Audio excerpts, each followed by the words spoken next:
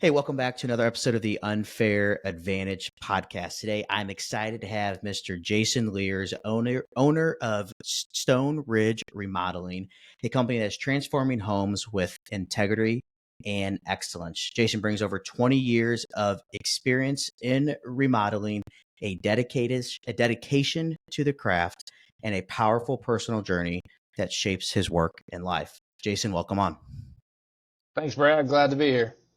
Yeah, absolutely. So you and I were catching up a little bit before we hopped on. So it sounds like you're in Dallas right now for Job Tread Connect, which is something that I look forward to doing next year to not make it this year on here. But I always love to kind of begin these things off with talking a little bit more about you as an entrepreneur, like your company and everything like that. So why don't you tell us a little bit about what your company does and kind of what inspired you to open up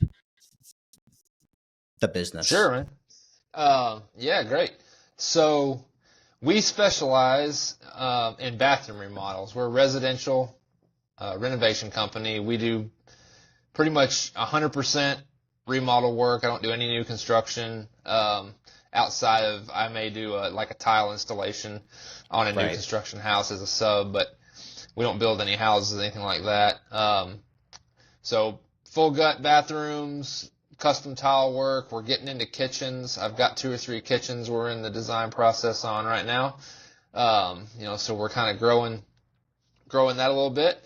As far as why I got into it, I've been in and out of construction my whole life. My grandpa was a home builder. My dad was a framer. My father-in-law is a home builder and a cabinet builder. Okay.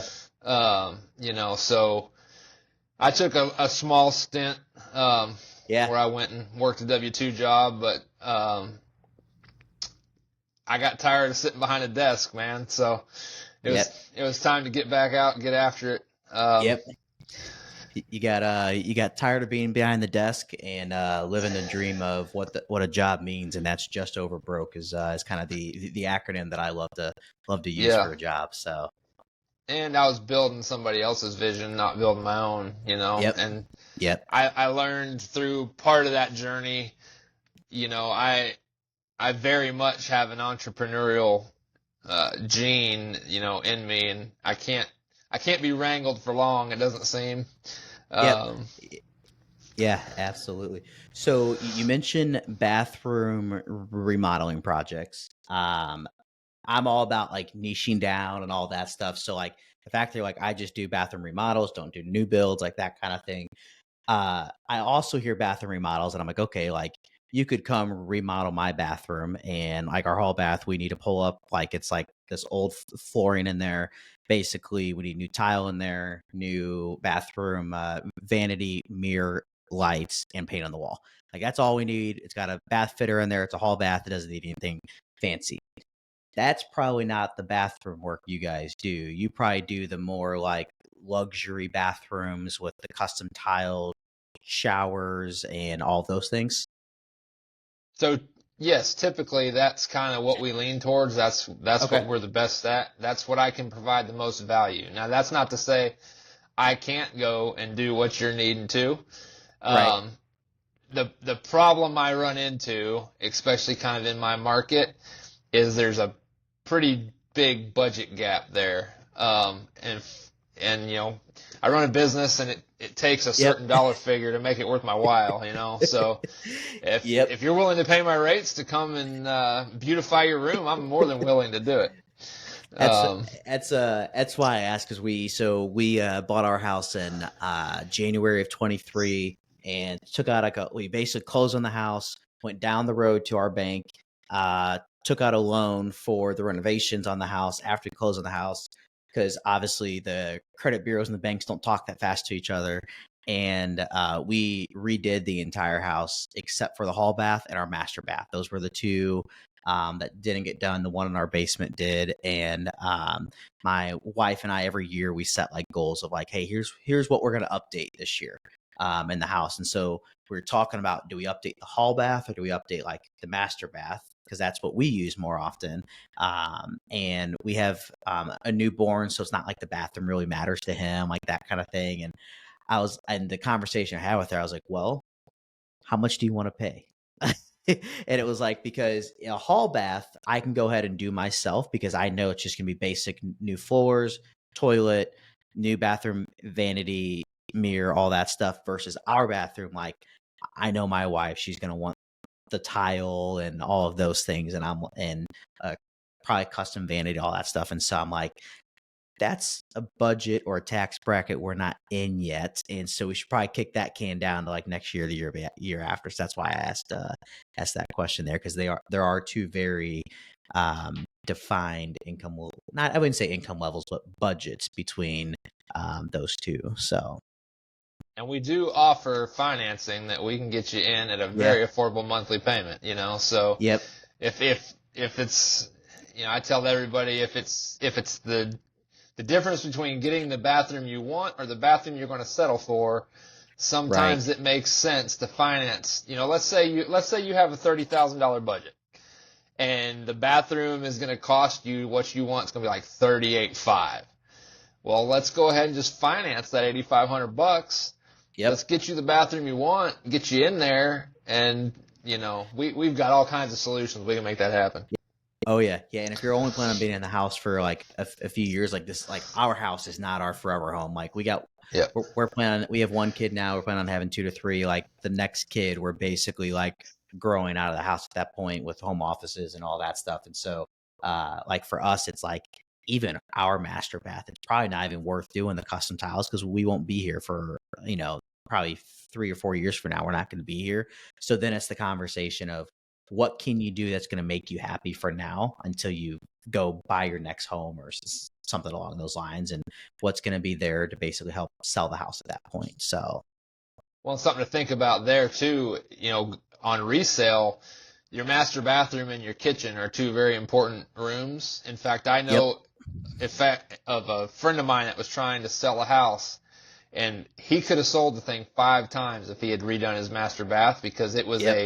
it was a just outdated, it was laid out horribly, and everybody's like, man, we love the house, but the bathroom is just awful. The bathroom We sucks. can't do the bath. Like, so, you know, depending on where you're at, you know, if you have a nice bathroom and it's just a little dated, it may not be a big deal, but especially if you have a bathroom that's not laid out Yeah. well, it doesn't function well, it would be a good ROI for you to go Yeah. ahead and do that, even if you don't do like the full vision, Uh-huh. because that's one of your biggest ROIing rooms, you know, as far as remodeling goes in Yeah. the house. So that's Yeah. something to think about too.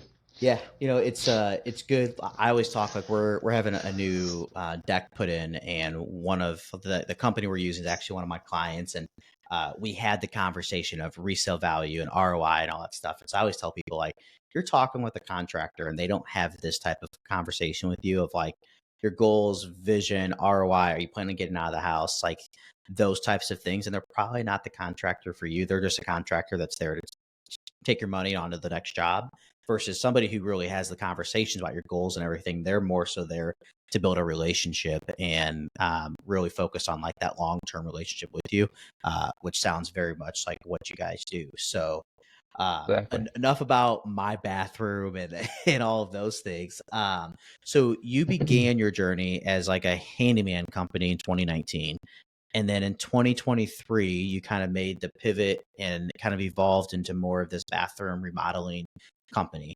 I'm going to say two very different things. They're not, they have their overlaps, but handyman company, probably more of a jack of all trades, low ticket jobs sometimes, to now bathroom remodels, very high ticket items and all of that. What went into that transition that you made? Oh man, I'll never do it again. I can tell you that. The so I guess the biggest determining factor. Well, let me give you a little backstory. So I had a successful home improvement business. I started when I was 21, J&J Home Improvements. This was back early 2000s. The 2008 crash put me under. I didn't have anywhere near the business experience I have now, or you know, I was great at the trades, but I just Right. ran it straight into the ground with everything else going on. So I had already built a pretty decent clientele back then. So fast forward to 2019, you know, I'm working for a building material supplier. I'm kind of tired of sitting behind the desk doing all the things, right? So I'm like, well, I'm just going to get me a truck. You know, I got the tools, I got the knowledge, and we'll just go and do whatever I can do by myself. Well, that quickly, a lot of my previous clients, got word that I was back out there doing stuff. So it didn't take long. The referral phone just started blowing up, and it was, not just handyman work. It was, hey, can you remodel my bathroom? Hey, can you build me a deck? Hey, can you this, da, da, da, da, da. And so I actually got so busy so fast, I freaked out and went back and asked for my old job back. If I'm honest, I went back for like 6 months. Yeah. Because I was so successful so fast, I couldn't handle it. If I'm being 100% transparent, but I didn't shut the business down because I just knew in the back of my mind, this is what I wanted to do. I just got to figure out how to make it work. So, I ended up quitting that job again, and I was like, okay, we're burning the ships. We're going to make this work. There's never going to be I shouldn't say never. A W-2 is not in my future if I have anything to say about it. So, once I made that decision, it was like, okay. So it was just me and a 1988 Ford Ranger full of tools, right? And so we started doing, projects. I was drawing, my design phase was, I'm going to sketch this out on a napkin for you. And we're going to come to a handshake agreement. Like, I wasn't writing contracts. Like, I'm doing $20,000, $30,000 jobs on a handshake, in a basic sketch on a napkin, So in, trying to think of the timeline here, 2021, it was right after COVID, or the C word. I guess we can't say that, but, the blip. The blip. Yeah. Right after that, I got one of the first coach.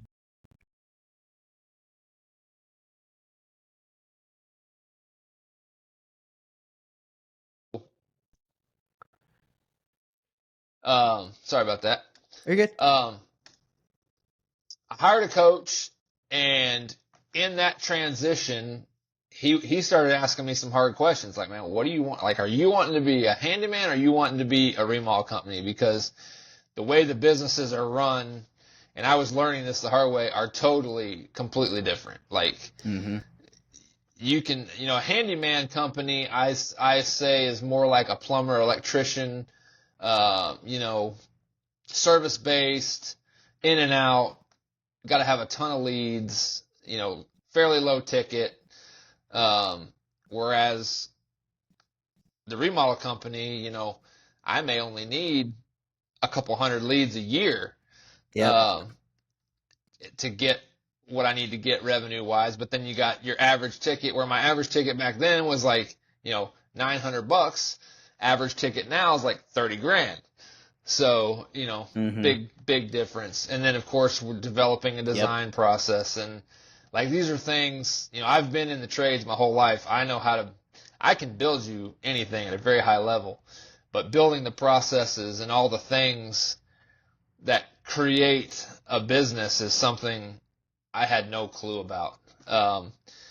And so this journey, in 23, we decided to do the rebrand. I was like, yeah, Handyman Hero just ain't going to get me into the remodel clientele I really wanted. I wanted something a little more upscale sounding. So we pulled Stone Ridge out of thin air, started building that brand. And, the rest is, it's not really history, because we're still very much building it. I was out here at Job Trade Connect last year. And honestly, this time last year, I thought we were going to fold it up. We weren't doing well financially. We didn't have a whole lot of work going on. The only reason I was even here is because I already paid for it. And I was like, well, I've already paid for it. I might as well go, because it ain't cheap, obviously. And I hooked up with the Win Rate crew. There again, I started in group coaching program there, and that got me in a group of people that I had never been around before. Like, that quality of a person. Like, I've been around all kinds of people in my career, but when I met Mike and Sam at Job Trade, Like the first day, Mike spoke, I met Sam, and we're out here for 3 days. So I kind of just stalked them.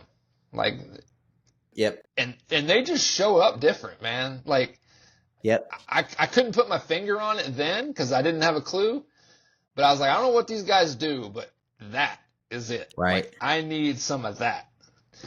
Yep. So I hooked up with those guys, and been with them coaching for a year now. Here we are back at Connect a year later, and I'm in a totally different mindset, totally different spot in business. Now Yep. business is, I'm still not where I want to be, but I'm not looking at folding it up, like Yep. we're actually Yep. starting to make some traction with it. Yeah. So I always say I'm nowhere what I want to be, but I'm exactly where God wants me to be, or God needs me to be. Is kind of the phrase that I've been using, because it's like you always have that goalpost of like, right. this is where I want to be, and it's just constantly moving, and it's like you get to one place, and like I look back, we pivoted like our agency Jan 1 of last year, and so like last year was year 2 in business. So like the first year, it was just like kind of like the handyman business in a way for you. Like I was just picking up odd jobs here. We were white labeling for other agencies, like, and I basically Jan 1 of last year turned off the old business and turned on this new business when I should have transitioned them.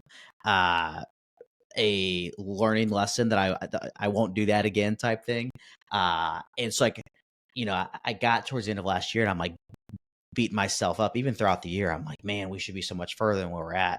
But then like I was talking to one of my coaches, and like I like look back at last year, and I'm like, that was technically year 1 in business, with this pivot, because the first year was just kind of like freelancing in a way, like doing side jobs here and there, versus now like last year we built this team, and all the operations and all of that stuff. And so it sounds like that's very much kind of where you're at now, in terms of like, it's like I wanted to be here, but if I look back at what I just did this last year, it's like, holy shit, how did I even do that?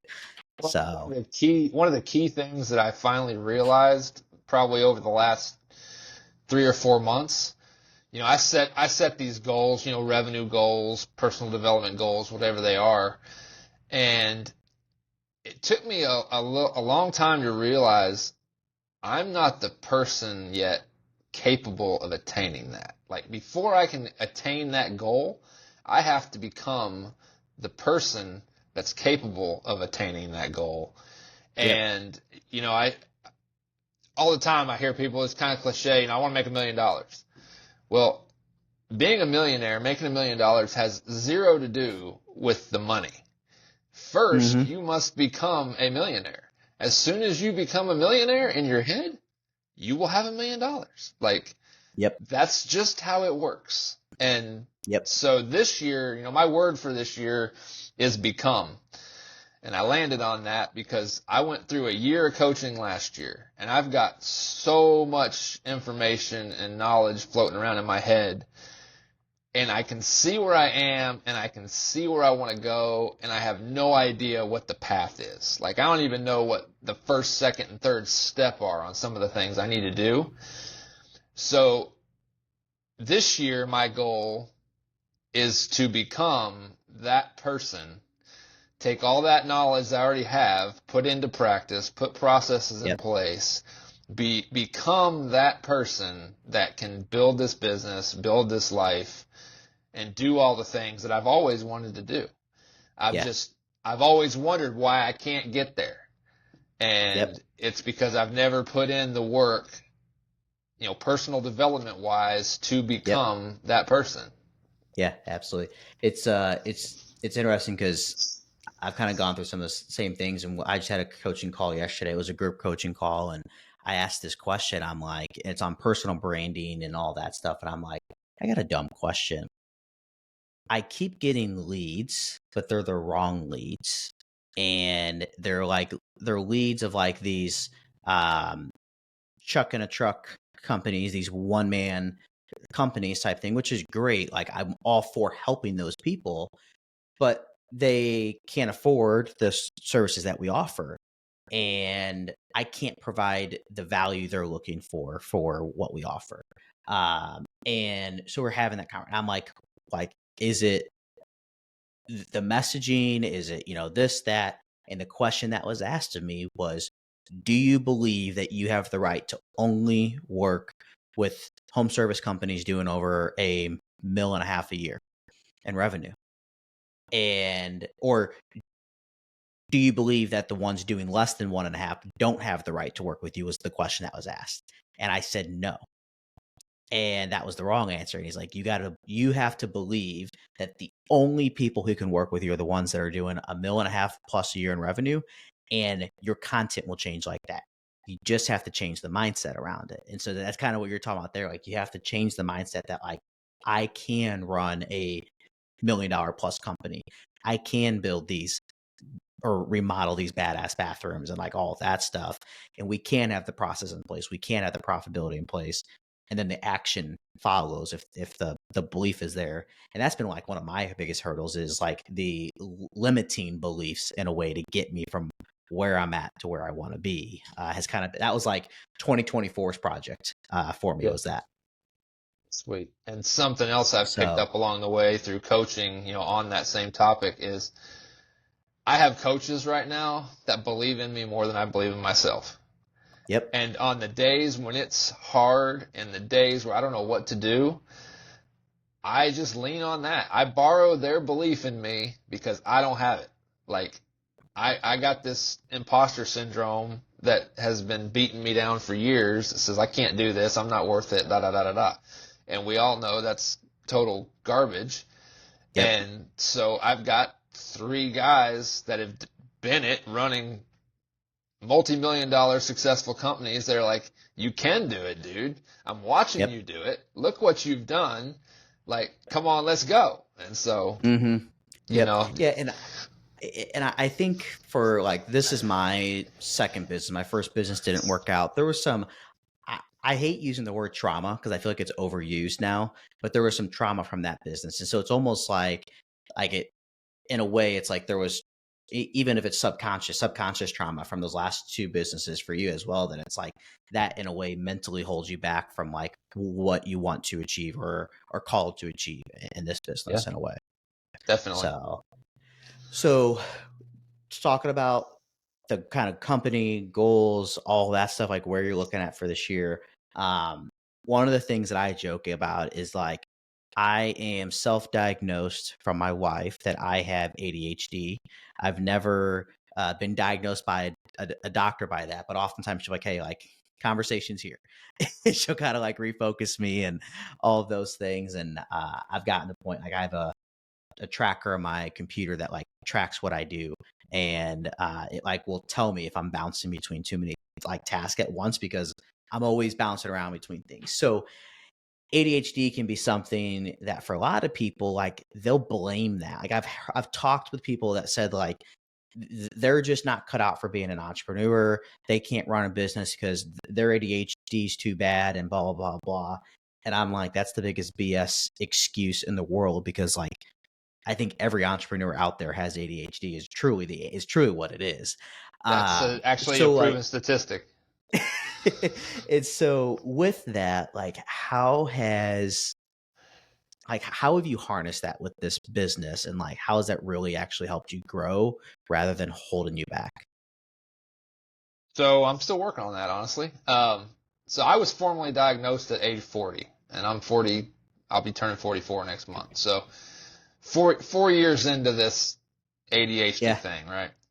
And what I've found out through a lot of my own research is, number one, there's a lot of different types of ADHD. The type I have is, I can't remember the medical name for it, but it's basically my brain goes 3,000 miles an hour and I can't stay focused on stuff. Or I totally hyper focus on stuff and I can't do anything else. I have Mm-hmm. no in between, which is a superpower, sort of, Yep. when you learn how to harness it. So I guess for me, it's been more about learning how I work knowing it's not that I'm bad or I'm broken like I thought forever. I just think different and I do things different. And Yep. I've said for a long time, a lot of what makes me really good at what I do in the remodel space is I can physically see things and process things other people just can't.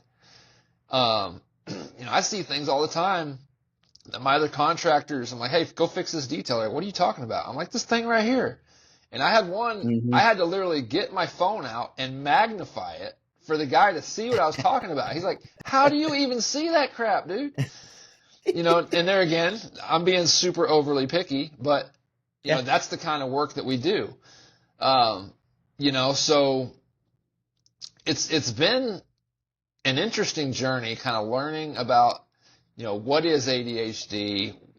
How does an ADHD person function versus, what they call a neurotypical person? Yep. And the biggest superpower is we process information extremely quick,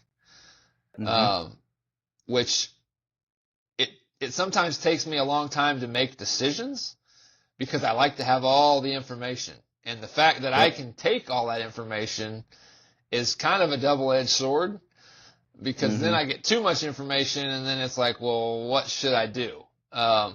Which I'm starting to develop the, hey, let's just do something and see how it works mentality. Because we can always go back and fix it or change it or whatever. And then being able to hyper-focus, that's something a lot of people can't do. The biggest challenge, I would say, with it is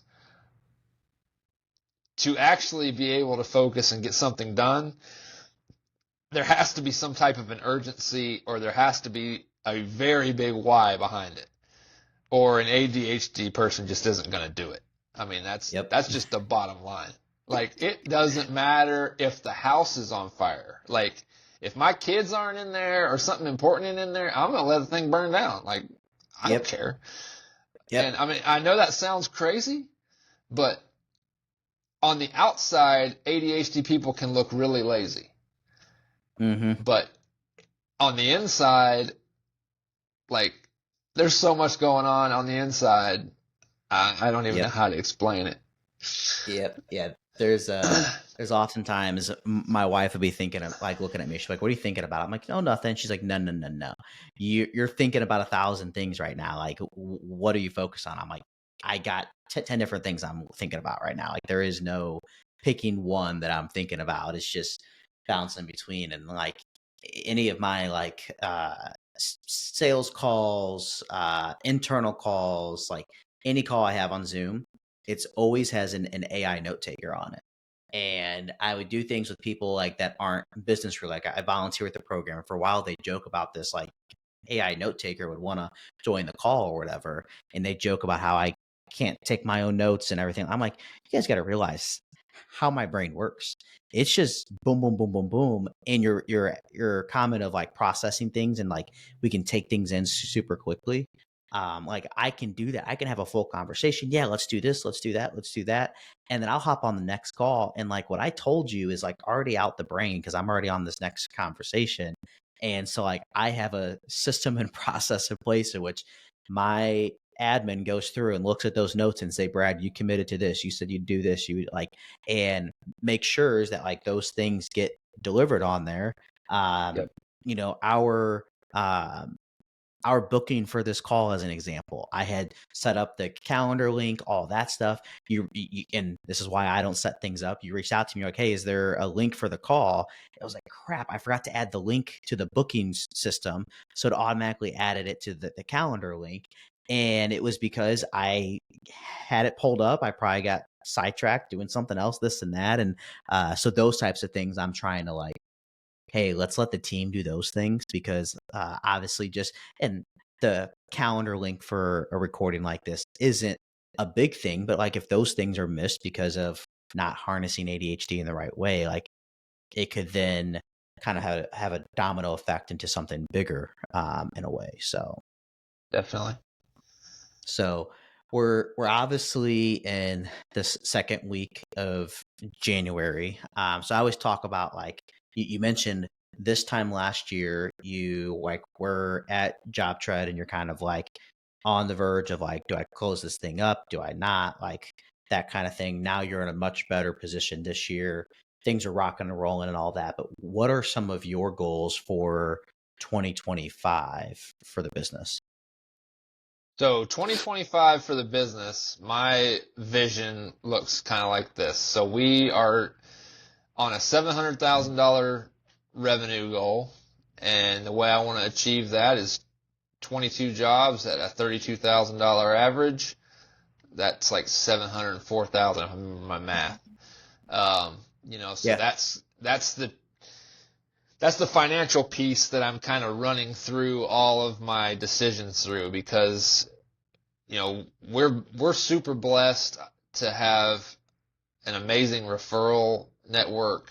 I don't do any paid ads, anything like that, and I've got more leads than I can deal with. Like I'm in the midst right now trying to put a team together. In fact, Q1 goal is to have 2 guys hired. I got to get a lead carpenter and I got to get a laborer, which I had a laborer and that didn't work out. So now I'm looking for another one. But, so 2 guys on the team. We got to ramp up production. Production's a huge bottleneck right now. I've got more stuff in the system than I can even think about producing. So, in fact, I have enough work. I haven't sat down and added up dollar figures because I haven't quoted it all yet, but just the conversations I think I have enough in my CRM right now. If I was to sell every lead to more than 700,000 based on the leads I have right now. Now, of course, some of those people probably won't be willing to wait, but right. To be the second week of January and be in this position, like, yeah. Well, it's like my coach says. He said, remember, you prayed to be here at one point. Yep. So I don't want to hear you complain. Yeah. Yep. And, he's 100% right. Like, I got everything I prayed for and then some, tenfold. Yep. And we're Absolutely getting requests for bigger and bigger projects. I haven't even started advertising yet that I do kitchens, because I want to kind of do a couple easy ones to get them under my belt and make sure my process is dialed in before I start marketing for it. And I got like at least three kitchens I know off the top of my head that I'm getting a shot at. So yeah, the start of 25, man, I'm excited. I'm stoked. Yeah. Like, it's looking good. That's awesome. It's one of those things that, like, and out of those deals and everything like that, you said, like, some aren't going to wait, some aren't going to close because, like, they're just shopping around, tire kickers, all that stuff. But the fact that you're already there is huge. The other thing I'll say is there are people that I talk to who are running $1.5 million, $2 million home service companies and don't have a CRM in place, because they just have been operating off of Excel and a whiteboard and all of those things for a couple of years. And that's just how they've done business. And it blows my mind that you operate a business to that level and don't have a CRM. So the fact that you have a CRM is where you're at is fantastic. So anybody who's listening and doesn't have a CRM for your business, you should attend Job Tread Connect because they have a great CRM, which I imagine is the tool that you guys probably use if that's the conference you're at. Yeah, it's an all-in. If you're a construction, remodel, new home builder, pool builder, anything along that lines, they have a few things they still need to work on, but man, they're building new features in this thing on the daily. Like, I can't even keep up with all the new stuff they're bringing out, and they're rolling out some cool features while we're here. I hear. So I'm super excited to see what that is. But, and just to give them a quick plug, because they've been instrumental. Back when we were really struggling, and it was pretty much just me, and I was out doing all the labor and running the business, and I was fairly new to Job Tread. I've been with them. I was in like their first 500 customers, if I remember right. So I've been with them pretty early on in their journey too. so I know the CEO, and one day, he knew I was struggling, and him and my customer manager both reached out to me. He's like, dude, we know you're struggling. We're going to give you like 2 or 3 months of credits. Don't worry about paying us. Like, we got you. We want to see you succeed. And I'm like, who does that, man? Like, Yep. massive software company, like they didn't have to do that. They could have very easily been like, pay your bill or you're out, Yep. But that's having them, and they're, again, the coach, like, I've got so many people behind me right now. If I screw this up, it's all on me. Like, I've got the people helping me through. And that's, I guess, the big takeaway for anybody out there listening. If you're I try to do this by myself forever, and it ain't worth it. Like, you just sit there and struggle through stuff. You don't need to struggle. Like, there's somebody out there that's done it, can show you can show you the easy way through it. And, 2 or 3 days, boom, that's over, on to the next problem. And, when it comes, especially to running a business, it's like, why would you bang your head against the wall for weeks and months and years when you can get access to some of these guys that have done all this, and they can get you in 3 months where you wouldn't be able to get in a year by yourself? Yep. I 100% agree. You and I talked briefly about a guy named Adam McChesney right before we hopped on, and I'm in his coaching program. We are competitors of each other, but he's been at where I want to be at, and people not with the abundant mindset called me crazy for trying to get close with him and everything. But I pull up my CRM, he pulls up his, we see each other's pipeline, all that stuff he coached, and it's we just know there is no taking each other's jobs. I'm about to send him a list of leads and be like, are any of these people your clients? Because if they are, I'm not going to go after them. And I have no problem sending him who I'm talking to, because I know he's got enough business coming through. I have enough business coming through, kind of thing. But if you lean into those people who have been where you're going to be at, you'll just go 10 times faster for that. So, Jason, I know you got a busy weekend coming up with Job Trade Connect and everything like that. But before we let you go, you kind of touched on this a little bit, but anybody who's kind of been through what you've been through, one business, 2 businesses, and then made this pivot to the third, if somebody's really trying to they're in a way afraid to make that leap to really niche down and pivot into what you did with bathroom remodeling and everything, what's a piece of advice that you would give to them? I mean, the biggest thing I can say, I've owned 2 companies. I've been vice president of another one. I've had countless W-2 jobs. I've run through the whole gamut. And every time it's come down to, if I don't make this decision, I'm going to regret it. I do not want to live regretting that I didn't go for it. And you just got to go for it. Nobody's going to hand it to you. It's going to be hard. People are going to hate on you. People are going to say bad stuff about you. But you know the truth. You, inside you, know, are you doing the work or are you not doing the work? Only you can answer that question.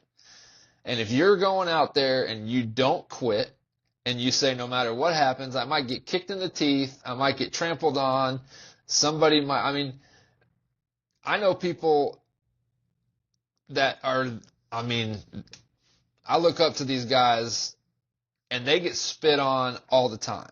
And it's because either the people are jealous or, whatever. I'm not going to go too far down that road. But my biggest piece of advice is, if you want something in life, go get it. Life is too short, and there's too much opportunity. You were just talking about, you and Adam. Same in the building. Any business owner, for that matter, that has a good product, is doing a good thing. If we shoulder up next to somebody that's our biggest competitor, we know not every customer is my customer. They may just not like me. I might be the best contractor in Chattanooga, and they just might not like me. And that's okay. Like, Yep. there's a bunch of other builders. But if those other builders can send me all the people that don't like them, we can all work together. There's plenty out there in this universe. Like, people that have that poverty mindset of scarcity and all these things. I was stuck in that for a long time, and I'm still battling it. Don't get me wrong. But once you see, like, I got such a glimpse of the other side this last year. Like, I'm just so excited about what the possibilities are. Like, I haven't even scratched the surface yet. I haven't even come close. Like, there's so much out there. I just got to go get it. Like, it's 100% up to me. Yep, absolutely, absolutely. Well, Jason, thanks again for hopping on today from a hotel room in Texas while you're attending Job Tread Connect. Thank you again. For those who are listening, please don't forget to like, subscribe, and leave us a 5-star review so we can continue to produce more episodes like this. And if you're listening to this episode, please share this online on your social media profiles so we can get more exposure to what Jason is doing at Stone Ridge Remodeling. But until next time, this is your unfair advantage.